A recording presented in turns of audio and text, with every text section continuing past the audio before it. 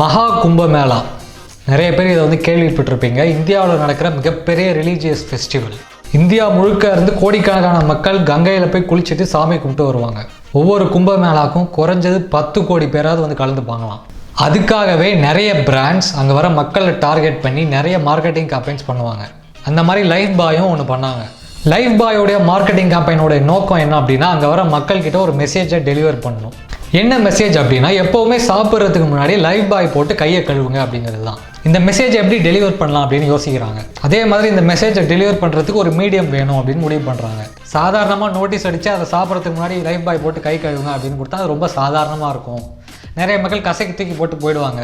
அதனால டிஃப்ரெண்ட்டான வேறு ஏதாவது ஒரு மீடியம் வேணும் அப்படின்னு யோசிக்கிறாங்க. அதுக்காக அவங்க சூஸ் பண்ண ஒரு மீடியம் தான் சப்பாத்தி. சப்பாத்தியை கையால் மட்டும்தான் சாப்பிட முடியும்.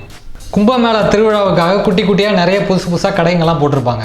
லைஃப் பாய் கம்பெனி அந்த திருவிழாவில் இருக்கிற 100 சாப்பாடு கடைங்களுக்கு போயிட்டு உங்கள் கடைக்கெலாம் சப்பாத்தியை நாங்கள் சப்ளை பண்ணுறோம் அப்படின்னு சொல்கிறாங்க. அந்த சப்பாத்திலெலாம் அவங்க என்ன பண்ணாங்க அப்படின்னா, ஹீட் ஸ்டாம்ப் மூலமாக ஒரு சீல் ஒன்று வைக்கிறாங்க. ஸோ எல்லா சப்பாத்திலையுமே ஒரு மெசேஜ் ஒன்று பிரிண்ட் ஆகுது. லைஃப் பாய் போட்டு கை கழுவுனீங்களா? லைஃப் பாய் கம்பெனி 100 பேர் கொண்ட டீமை வச்சுக்கிட்டு அந்த மாதிரி 25 லட்சம் சப்பாத்தியை சுட்டு கொடுத்தாங்களாம்.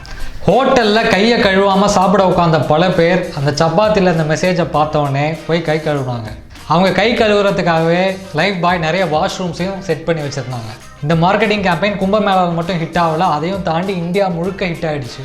நிறைய MBA காலேஜஸில் இந்த மார்க்கெட்டிங் கேம்பெயினை கேஸ் ஸ்டடியாக ஸ்டூடெண்ட்ஸுக்கு சொல்லி கொடுக்குறாங்க. உங்கள் பிஸ்னஸை ப்ரொமோட் பண்ணுறதுக்கு இந்த மாதிரி கிரியேட்டிவான மார்க்கெட்டிங் ஸ்ட்ராட்டஜிஸ் வேணுமா? அடுத்த 30 நாளுக்குள்ள உங்களோட சேல்ஸ் அண்ட் ரெவன்யூ இன்க்ரீஸ் ஆகணுமா? இது எல்லாத்தையுமே எப்படி பண்ணணும் அப்படிங்கிறத என்னுடைய ப்ரூவன் கிரியேட்டிவ் மார்க்கெட்டிங் ஸ்ட்ராட்டஜிஸ் கோர்ஸில் நான் சொல்லி கொடுத்துருக்கேன். உங்கள் பிஸ்னஸை நெக்ஸ்ட் லெவலுக்கு கொண்டு போகணும்னு நீங்கள் ஆசைப்பட்டீங்க அப்படின்னா இப்போவே டிஸ்கிரிப்ஷனில் இருக்க லிங்கை கிளிக் பண்ணி அந்த கோர்ஸில் ஜாயின் பண்ணுங்கள். See you on the course.